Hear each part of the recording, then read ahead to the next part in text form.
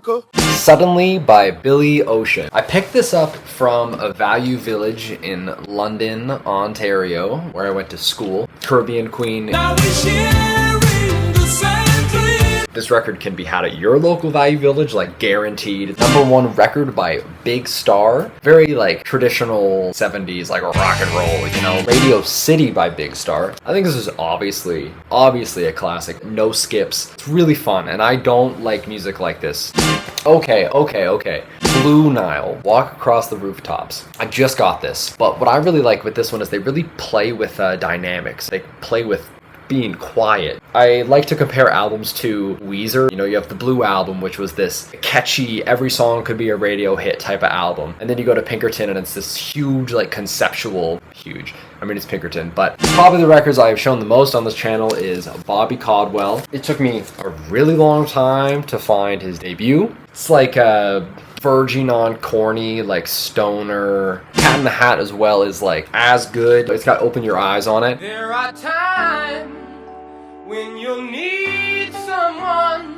Bobby Humphrey, Blacks and Blues. This is my profile picture. Quintessential, like post-golden era Blue Note. It's that healthy spot before you kind of reach this level of corniness that I think jazz kind of bled into in like the late 70s. Another big one, Bobby Womack, the poet. Just like the fucking best music, honestly. When I first heard If You Think You're Lonely Now, I lost my mind. Okay. See, we got some big ones on this one. Bon Iver LPs. For Emma Forever Ago. This is a classic record. It's like one of the best singer-songwriter albums because it's like the blueprint, you know. It's got the story, you know. He was going through a breakup and he was in a cabin in the woods in the winter and he wrote this. Justin's voice is also super polarizing, especially if this is like the first time you're hearing him, and it doesn't sound corny or stupid. 22 a Million. I love this album. I was around when it came out, kind of freaked out by like all these like symbols and shit like that. I'm like, what the hell does this mean?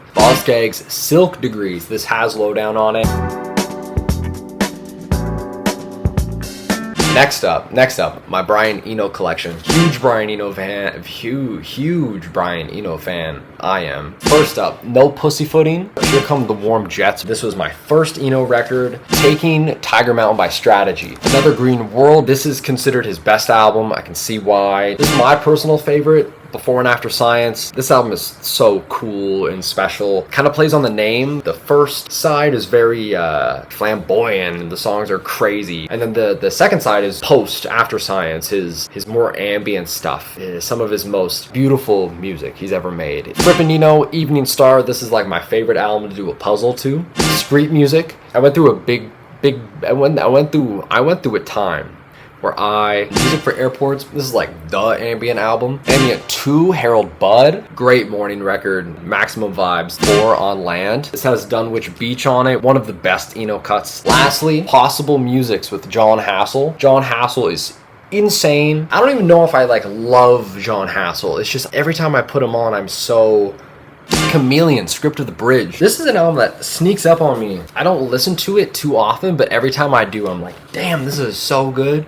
Chuck Senrick, Dreamin'. This album's badass. This is like a home recording. Singer-songwriter, piano with like a drum machine. Commodore, self-titled. This took me forever to find. Cranberries. Everyone else is doing it, why can't we? Pure Disintegration. Shoegazy, atmospheric, gothy masterpiece. D'Angelo, Brown Sugar. This is a huge one for me. This album brings me back to college when I was like smoking weed for the first time and just kind of finding my groove. This was huge. And then Voodoo by D'Angelo. This is another classic. This is kind of like the Three Chairs. This makes all the other records in your collection sound like Hall & Oates' Silver Album, the fabled Silver Album. Just side one, this is a flawless, slam dunk, amazing. Alright, we're getting there. David Bowie, Honky Dory. This is probably my favorite Bowie. I love the sound. I love the songwriting. Changes, I mean, one of the greatest songs of all time. Ziggy Stardust and The Spiders from Mars. This is my first Bowie LP. 5 Years in particular is a great one.